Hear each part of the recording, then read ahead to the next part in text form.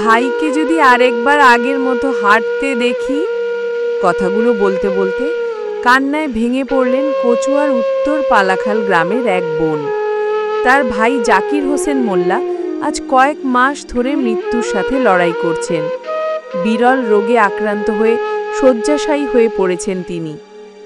একসময় এলাকার সুপরিচিত ব্যবসায়ী ছিলেন জাকির মোল্লা।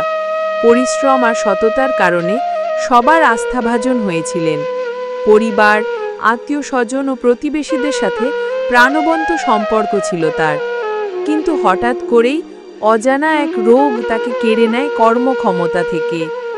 নাক থেকে প্রতিনিয়ত রক্তক্ষরণ, শরীর ভেঙে পড়া আর অসহ্য যন্ত্রণার মধ্যে দিন কাটাচ্ছেন তিনি। পরিবার জানায়, চিকিৎসার জন্য একাধিকবার বিভিন্ন জায়গায় চেষ্টা করা হলেও এখনো সঠিক চিকিৎসা মেলেনি। প্রতিদিন দিন কাটছে দুশ্চিন্তা আর অসহায়তার মধ্যে। এমন পরিস্থিতিতে বোনের আর্তনাদ সবার হৃদয়কে নাড়া দেয়।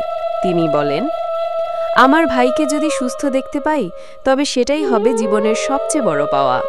আমরা কিছুই করতে পারছি না, শুধু সবার কাছে দোয়া চাই। গ্রামের মানুষও জাকির মোল্লার পরিস্থিতিতে ব্যথিত। প্রতিবেশীরা জানান, তিনি ছিলেন সহজ সরল ও পরোপকারী মানুষ। আজ তিনি মৃত্যুশয্যায় পড়ে আছেন, এটা আমাদের জন্য বেদনার।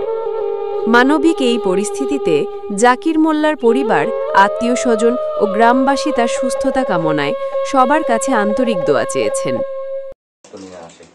এখন আপনার সামনে রক্ত নিয়ে আসে, চাপ দিলে নাকে মুখে রক্ত চলে আসে। এই অবস্থা আজকে প্রায় 1.5 মাসের মতো আসে, মুমূর্ষু অবস্থা আছে। সবার কাছে দোয়া চাই, আল্লাহ তাআলা যাতে আমাকে সুস্থতা দান করে।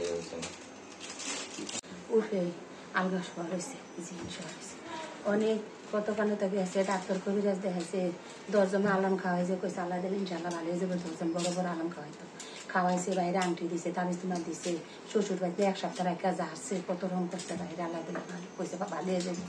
ভালো হাতে বাইরে হালাই দিছে, টয়লেট ওইরকম বাজার রক্ত রাখা কইছে 12 মাইল 10 মাইল 11 মাইল এরকম দূরে আমার ভাই একটা বিয়ে করতো।